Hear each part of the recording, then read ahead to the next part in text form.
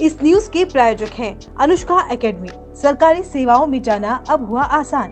IAS, RAS और सभी competitive exams के लिए उदयपुर का सर्वश्रेष्ठ कोचिंग संस्थान Anushka academy, sector 3, Udaipur. OBC जनगणना के त्रुटिपूर्ण आंकड़े भेजने के विरोध में सर्व ओबीसी समाज महापंचायत ट्रस्ट की बैठक माली कॉलोनी में लोकेश चौधरी की अध्यक्षता में आयोजित की गई। संस्थापक दिनेश माली ने बताया कि सुप्रीम कोर्ट द्वारा पंचायत राज संस्थाओं और नगर निगम निकायों के चुनाव में ओबीसी को आरक्षण देने के लिए ट्रिपल टेस्ट प्रक्रिया अनिवार्य की गई है। इस प्रक्रिया के तहत राज्य सरकार को ओबीसी वर्ग की वास्तविक सामाजिक, शैक्षणिक और आर्थिक स्थिति का वैज्ञानिक और तथ्यात्मक अध्ययन करना आवश्यक है, जिसके आधार पर आयोग आरक्षण को लेकर उचित अनुशंसा करता है। अध्यक्ष लोकेश चौधरी ने कहा कि राज्य सरकार द्वारा प्रगणकों को घर घर जाकर 19 बिंदुओं की जानकारी एकत्रित कर आयोग को उपलब्ध करानी थी, लेकिन कई स्थानों से शिकायतें मिली हैं कि संबंधित विभाग के अधिकारियों और कर्मचारियों ने घर घर सर्वे नहीं कर औपचारिक रिपोर्ट प्रस्तुत कर दी। इससे त्रुटिपूर्ण जानकारी आयोग तक पहुंच रही है और वास्तविक स्थिति सामने नहीं आ पाई।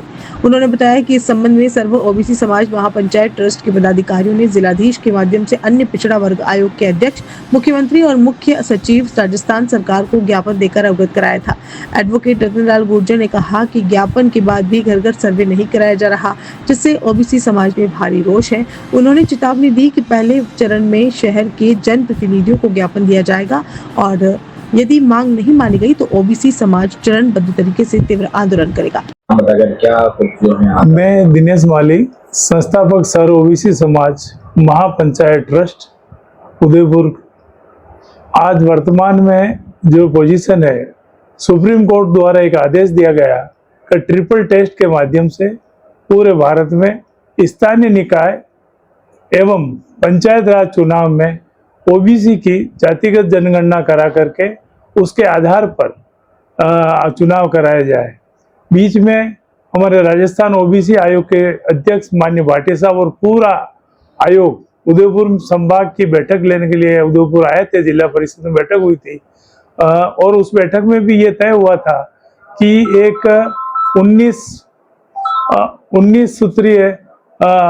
कॉलम का एक फॉर्म दिया गया और इस अनुसार कुछ प्रगणक नियुक्त होंगे और राज्य सरकार द्वारा, और उन प्रगणकों द्वारा घर घर जाकर के ओबीसी जातियों का सर्वे करेंगे और सर्वे के आधार पर जो आंकड़े मिलेंगे और वो आंकड़े प्रशासन, जिला प्रशासन ओबीसी आयोग को देगा और ओबीसी आयोग उसकी सिफारिश के आधार पर राज्य सरकार को सौंपेगा। लेकिन इस संबंध में कोई प्रगति नहीं हुई है आज दिन तक। उदयपुर में 27/10/2025 को आदेश जारी हुआ। पूरे उदयपुर जिले की और सलूमपुर जिले की जनगणना के लिए 1700 प्रगणक नियुक्त किए गए, लेकिन उनको न किसी तरह की प्रगणकों को कोई ट्रेनिंग दी गई, न ही किसी तरह का कोई उनको निर्देश दिए गए, न उनका कोई सुपरविजन किया गया। तो बिना आंकड़ों के ये चुनाव ओबीसी के साथ अन्याय है। तो जब तक ओबीसी के आंकड़े राज्य सरकार प्रस्तावित नहीं मिलेंगे, तब तक ये जो ओबीसी के साथ न्याय नहीं मिलेगा।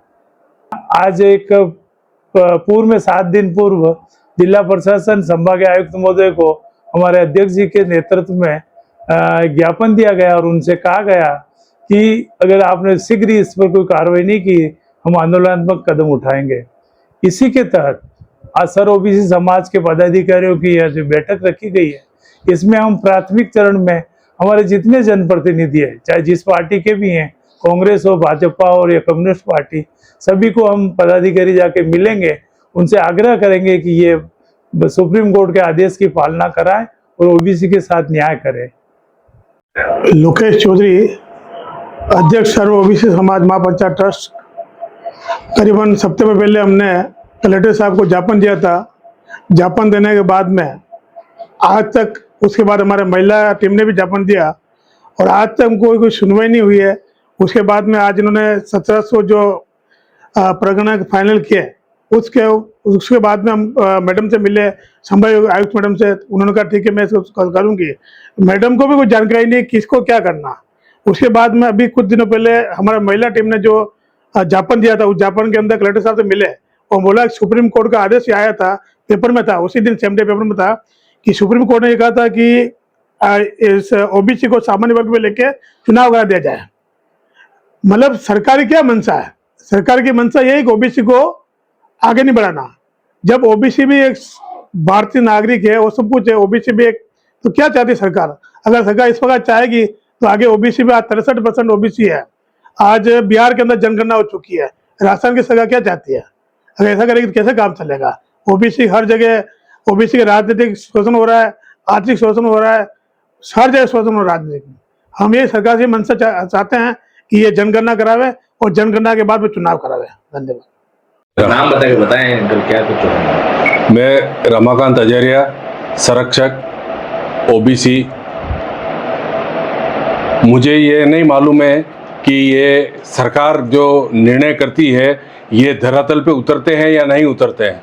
आज पिछले कितने समय से चल रहा है, ओबीसी की जनगणना होगी, अखबार में भी आ रहा है, सभी जगह आ रहा है, लेकिन दुख इस जगह होता है कि उसको धरातल पे अभी तक उसने क्यों नहीं लिया, क्यों नहीं वो उस काम को आगे बढ़ा रही है। आज ओबीसी 98 जातियाँ ओबीसी की है, उसमें से 52% जाति जो है वो ओबीसी का कोटा है। आज जब ओबीसी जागरूक नहीं हुआ, जिस दिन ओबीसी जागरूक हो जाएगा, हम ओबीसी को जितनी भी जातियां हैं उनके घरों में जा जाके और हम सभी को जागृत करेंगे और बोलेंगे कि ये ओबीसी के साथ में अन्याय हो रहा है और इस तरह से ये सरकार जो है ओबीसी के पक्ष में नहीं रह रही है। इसके लिए सरकार को चाहिए कि उस सरकार में, जो आज की जो सरकार है उसमें भी ओबीसी के लोग हैं, वो जब छटक जाएंगे तब सरकार को बहुत महंगा पड़ेगा। इसलिए मेरी आपसे एक अनुरोध प्रार्थना है कि आप अपने ओबीसी वर्ग का विशेष ध्यान रखिए, उसकी जनगणना कराएं। हमको जनगणना चाहिए, चाहे हमको उसके रिजल्ट से कोई मतलब नहीं है। जनगणना में हमको एक सांख्यिकी कोटा मालूम पड़ेगी, सांख्यिकी रूप से हम कितने हैं, किस तरह से सरकार हमको वो कर रही है। धन्यवाद।